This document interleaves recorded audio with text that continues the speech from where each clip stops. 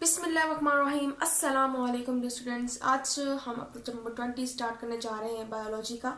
So number 20 में हमारा जो फर्स्ट टॉपिक है वो है टाइप्स ऑफ क्रोमोसोम्स।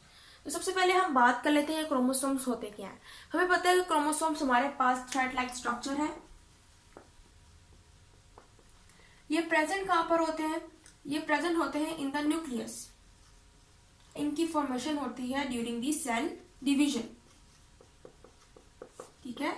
सो ये सब कुछ क्रोमोसोम्स जो प्रेजेंस है वो डिपेंड कर रही है अपॉन दी सेल डिवीजन। जैसे ही सेल डिवाइड होना शुरू होते हैं न्यूक्लियस के अंदर क्रोमोसोम्स जो है वो बनते हैं। और क्रोमोसोम्स कैसे हैं, उनका जो स्ट्रक्चर है वो क्या है? थ्रेड लाइक स्ट्रक्चर है। क्रोमोसोम सबसे पहले डिस्कवर हुआ था इन 1882। सो क्रोमोसोम्स सबसे पहले 1882 में एक एम्ब्रियोलॉजिस्ट ने डिस्कवर किए थे। अब उसका नाम था वॉल्टर फ्लेमिंग। अब उसने कहाँ पर डिस्कवर किए थे? उसने एक चुपकली ली थी जिसको कहा जाता है सेलामेंडर लार्वे। एक स्पीशी थी, उसने चुपकली की एक स्पीशी ली, कहते हैं सेलामेंडर लार्वे।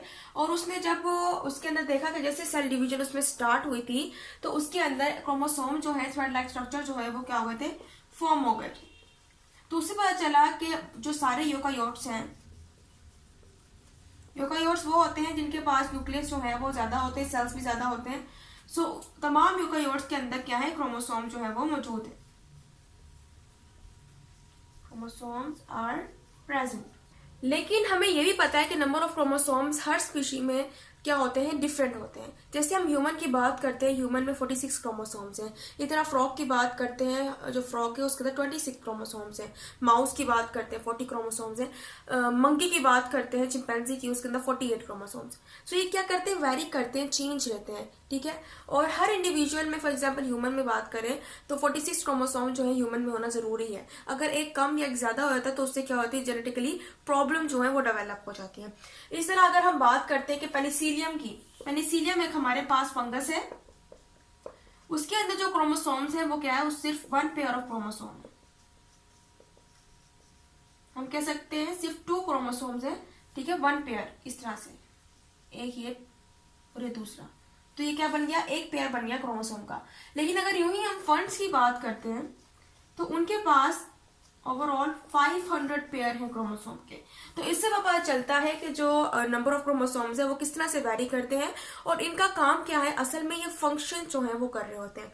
अब हम कहते हैं क्रोमोसोम्स के अंदर प्रेजेंट होते हैं डीएनए, और डीएनए के अंदर होते हैं न्यूक्लियोटाइड्स। अब न्यूक्लियोटाइड्स की अगर हम अमाउंट की बात करें तो 140 मिलियन न्यूक्लियोटाइड्स होते हैं हर डीएनए में।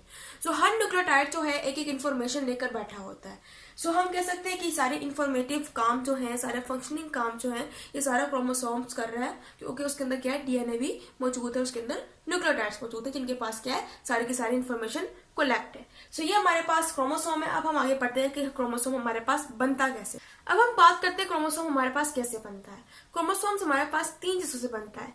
एक जो हमारे पास चीज है वो है क्रोमाटिड्स। ठीक है। इसके अलावा हमारे पास सेंट्रोमेयर है, जो कि हमारे पास प्राइमरी कंस्ट्रक्शन भी कहलाता है। इसका दूसरा नाम है प्राइमरी कंस्ट्रक्शन। और आखिर में जो तीसरी थर्ड चीज है वो है सेकेंडरी कंस्ट्रक्शन। जब ये सारी चीजें डेवलप हो जाती हैं तो हमारे पास एक पूरा क्रोमोसोम जो है वो बन जाता है, ठीक, जिसके अंदर डीएनए मौजूद होता है और न्यूक्लियोटाइड भी मौजूद होते हैं। इसी तरह जैसे कि हमने बात की कि नंबर ऑफ क्रोमोसोम जो है वो चेंज है हर एनिमल में, हर स्पीशी में। इसी तरह हम कहते हैं कि क्रोमोसोम जो है वो वेरी करते हैं आल्सो इन प्रॉपर्टीज। इनकी प्रॉपर्टीज चेंज हो सकती हैं, स्टेन प्रॉपर्टीज जो ये रखते हैं।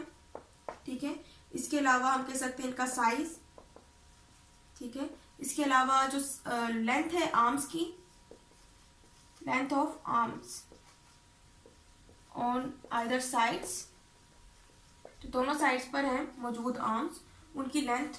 इसके अलावा लोकेशन ऑफ, ठीक है, location of chromatids and constrictions reason.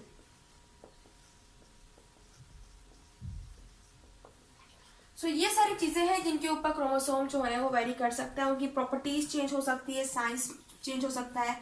इसके अलावा जो हमारे पास जो सेंट्रोमेयर है उसके दोनों तरफ जो आर्म्स हैं उनकी जो लेंथ है वो हमारे पास छोटी या बड़ी हो सकती है।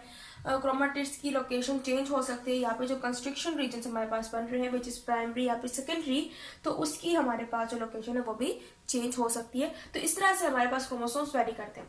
लेकिन एक चीज है हमारे पास जिससे हमें क्रोमोसोम्स में डिफरेंस का पता चलता है, उनकी प्रॉपर्टीज के डिफरेंस का पता चलता है, और हम कहते हैं कि हर इंडिविजुअल जो है उसके अंदर एक पर्टिकुलर क्रोमोसोम की जो अरेंजमेंट हुई हुई है हर इंडिविजुअल में। हम स्पीशी की बात नहीं कर रहे हैं, हम इंडिविजुअल की बात कैसे मैं कह सकती हूँ कि मेरे अंदर क्रोमोसोम्स की एक खास तरह की अरेंजमेंट हुई हुई है, इस तरह आपके अंदर भी एक पर्टिकुलर अरेंजमेंट हुई हुई है, और वो हर इंडिविजुअल जो है वो पोजेस करता है, उसको हम कैरियोटाइप कहते हैं। अब कैरियोटाइप एक ऐसी चीज है जिसके जरिए से हमें फर्क जो है वो क्रोमोसोम्स में पता चलता है।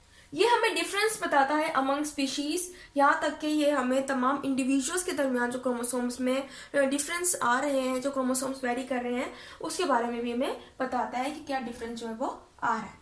अब हम बात करते हैं कि मुख्तलिफ टाइप्स हो जाती है हमारे पास। इस तरह से जैसे कि हमने बात की क्रोमोसोम्स वेरी कर रहे हैं, प्रॉपर्टीज चेंज हो सकती हैं, लेंथ ऑफ आर्म्स हो सकती है, या फिर लोकेशन जो है वो भी चेंज हो सकती है। तो हम देख सकते हैं कि किस तरह से हमारे पास जो है वो मुख्तलिफ क्रोमोसोम्स डेवलप होते हैं। ये हमारे पास कहलाता है जी टीलोसेंट्रिक।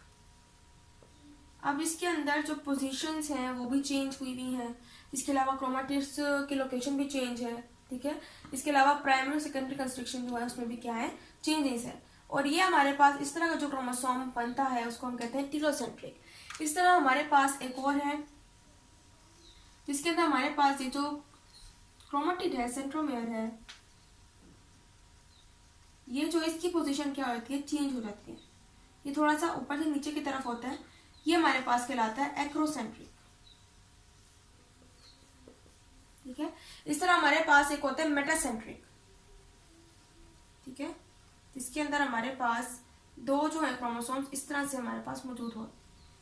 ये वाला जो क्रोमोसोम होता है इसकी एक आर्म जो है उसकी लेंथ ज्यादा होती है, और जो दूसरी है उसकी लेंथ थोड़ी कम होती है। ये हमारे पास कहलाते हैं सब मेटासेंट्रिक। इस तरह हमारे पास जो मेटासेंट्रिक है, ठीक है, उसके अंदर जो हमारे पास दोनों आर्म्स होती हैं वो क्या होती हैं, इक्वल होती हैं। ये हमारे पास सिंपली बन जाता है मेटासेंट्रिक। तो इस तरह से हमारे पास जो है क्रोमोसोम्स की शक्लें जो है वो वेरी करती हैं। इस तरह जब हम बात करते हैं कि ड्यूरिंग सेल डिवीजन हमारे पास एक और प्रोसेस होता है जिसको हम कहते हैं एनाफेज। सो एनाफेज के दौरान जो तमाम chromosomes during cell division prepare हो गए थे, सो एनाफेज के प्रोसेस के दौरान जो तमाम क्रोमोसोम्स हैं वो डिफरेंट शक्ल जो है वो एक्वायर कर लेते हैं, ठीक है। तो इस तरह से हमारे पास क्रोमोसोम्स में है चेंजिंग्स आती रहती हैं, और इस तरह से हमारे पास उसमें डीएनए डेवलप होता है और फिर न्यूक्लियोटाइड्स डेवलप होते हैं। और इस दौरान जो उनकी शक्लें बनती हैं एनाफेज के दौरान वो इस तरह की होती हैं, मीन्स के आई शेप भी हो सकती है, जे शेप भी हो सकती है, या फिर वी शेप भी हो सकती है। यहाँ पर भी हमारे पास ऐसी शेप बन रही है, ये आई शेप बन रही है और ये वी शेप बन रही है, ठीक है। इस तरह से हमारे पास एनाफेज के दौरान क्रोमोसोम्स क्या होती है, जो स्ट्रक्चर है वो क्या होता है, चेंज होता है। सो ये था आज का हमारा लेक्चर। उम्मीद है आपको लेक्चर समझ आया होगा। इंशाल्लाह अगले लेक्चर में मजीद जो क्रोमोसोम्स के फंक्शंस हैं, स्ट्रक्चर्स हैं, उनको हम स्टडी करेंगे। सो तब तक के लिए अल्लाह।